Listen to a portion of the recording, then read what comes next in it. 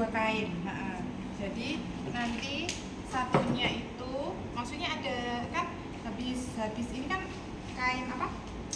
Meja resistasi. Kan nggak mungkin kan dikasih perla aja. Paling enggak kan ada handuknya atau kainnya, atau misalkan enggak ini anggap aja perla gitu ya, misalkan perla dia dialasi sama ini nanti handuk gitu ya. Kalau misalkan ini dianggap perla berarti dia nanti dialasi sama handuk. Handuk yang dibawa dari sana. Terus di sini ada bedongnya atau apa, selimut, bisa jarit, bisa bedong gini ya.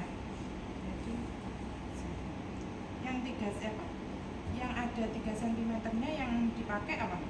Resistasi. Ini kan misalkan gini ya, ini yang kelihatan ya, tapi ininya paham yang ininya ya.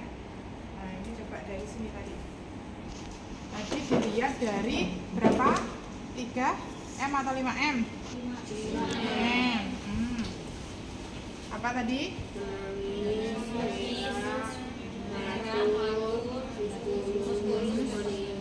Ini dibawa ke sini.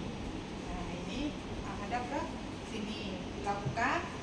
Dia anggap yang bayinya apa? Nafas megap atau dia lemas atau apa? Prematur ya. Misalkan itu yang sisi kiri dulu ya dari bagan. Habis ini dibawa ke sini, dilakukan haikam, hangatkan, atur posisi, isap lendir, terus misalkan apa? Sambil dilakukan hangatkan. Habis itu atur posisinya, terus berarti isap lendirnya ya. Ini kan agak menengada ya. Tapi kalau misalkan ngisap biasanya nanti tetap ini harus ada ganjalannya ya. Kalau susah, kalau enggak ya bisa langsung ya. Diisap dari mulut terus hidung. Kalau sudah diisap dilakukan hangatkan, atau posisi isap lendir, keringkan sambil dipanggang partikel. Jadi ini ya, dikeringkan sambil digosok. Terus kakinya juga ya sambil digosok, terus punggungnya digosok gini ya. Nah, terus habis itu ini dipindah ke sini kan. Nah, sambil ditutup ya. Yang ditutup itu harus kelihatan apa? Yang harus kelihatan apa? Dada. Ya. Ini kan jelas ditutup ya, dihangatkannya ditutup, kelihatan. Tapi ini jangan ditutup dadanya untuk mengetahui dia nanti apa? Mengembang atau enggak. Nah, oke. Ini terus habis itu ganti ini ya. Ini lah, artinya kan pakai ini.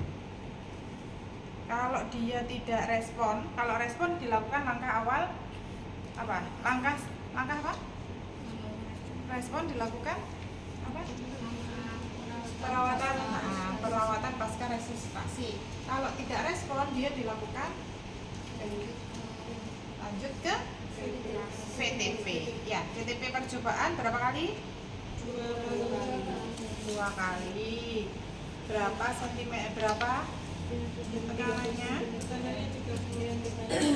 30 cm air. Kalau yang VTP percobaan 30 cm air ya. Ini dia tangannya nggak bisa. Ini dilakukan.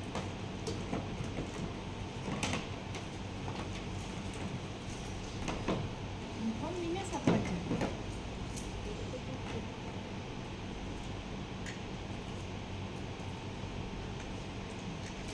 Yang harus dilakukan adalah apa? VTP percobaan 30 cm air ya.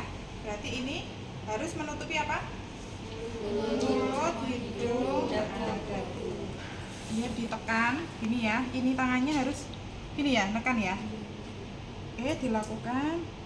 Nah, sambil dilihat ininya ya, ngembang atau tidak. Jadi makanya dia enggak boleh ketutup ya dadanya. Jadi di 30 cm air 1. Berarti kalau belum benar misalkan dia tidak mengembang atau gini ngopes lah, ini kan berarti dibenahi dulu, mungkin dia kurang mengadah, kemudian dilakukan lagi. Nah, ini kan nggak pas toh. Nah, kalau ini sudah pas, setelah VTP percobaannya berhasil, dilakukan VTP selanjutnya. Berapa kali? 20 kali dengan tekanan 20 cm air. Itu 1 lepas, 2 lepas, 3 lepas, 4 5 lepas, 5 lepas sampai 20 kali. Kalau tidak berhasil dilakukan apa? VTP yang kedua. Nah, VTP yang kedua langsung pijat atau VTP aja kemarin? Nah, sama pijat ya, berarti harus ada orang kedua. Siapa yang keduanya? Siapa yang mau memijat? Maju salah satu. Pijatnya di apa? Di antara sternum. Lakukan. Pijatnya berapa kali? 2 kali. Pijat lepas. Satu. Pijat lepas. Sebanyak berapa kali? 20 juga ya. Oke. Terus dilakukan sampai berapa lama ini? 30 detik. Kalau dia berhasil berarti dilakukan asuhan pasca resusitasi ya. Suntik oksitosin, suntik vitamin K, terus pakai baju, ditimbang dan lain-lain sesuai ini ya badannya. Kalau misalkan tidak berhasil, dilakukan rujukan biasanya sambil dilakukan bisa pakai oksigen ya, oksigen, atau bisa sambil dilakukan VTP ya sampai ke tempat rujukannya. Ini adalah yang apa? Yang kiri yang nafas megap-megap, terus habis itu prematur, sama satunya apa? Lemes ya. Kalau nanti dia yang kanan, sisi kanan itu adalah apa? Mekonium. Berarti kalau mekonium dilakukannya bagaimana? Bedanya kalau mekonium nanti habis di situ dipotong langsung diisap. Kan mekonium itu sudah diketahui pada saat persalinan kan kelihatan ya ketubannya. Ketubannya pasti kan kelihatan keruh hijau, ada yang keruh hijau, ada yang kekuning-kuningan campur. Nah, kayak pernah tahu air comberan yang warna hijau kekuning-kuningan, hijau gitulah. Ada yang pernah tahu? Nah, itu kira-kira kalau mekonium itu karena apa? Bayi yang mekonium itu biasanya ibunya seperti apa? Bisa karena minum jamu. Pernah dengar orang yang suka minum jamu pada saat hamil? Terus ada misalkan dia minum empon-empon itu kayak jahe, itu juga bisa menyebabkan. Jadi makanya kalau bisa ibu hamil itu minumnya ya sebenarnya yang bagus adalah tetap air putih gitu ya. Kalau enggak ya nanti jangan terlalu manis juga. Kalau misalkan mau manis ya mungkin enggak sesekali ya, karena manis itu bisa membuat apa? Gemuk. Terus selain itu bayi yang fetal distress. Apa fetal distress?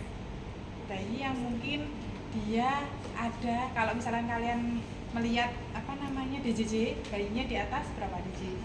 160 atau di bawah 120 ya.